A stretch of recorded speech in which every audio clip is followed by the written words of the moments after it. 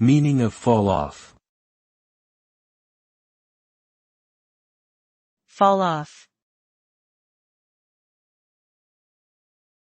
Fall off. Fall off. Fall off. Fall off refers to a decrease or reduction in something over time or distance. When things fall off, they tend to gradually decline or weaken. This term can apply to a range of phenomena, such as the fall-off of radio signals over long distances, the drop-off in interest for a popular trend, or the decrease in productivity of a worker over time.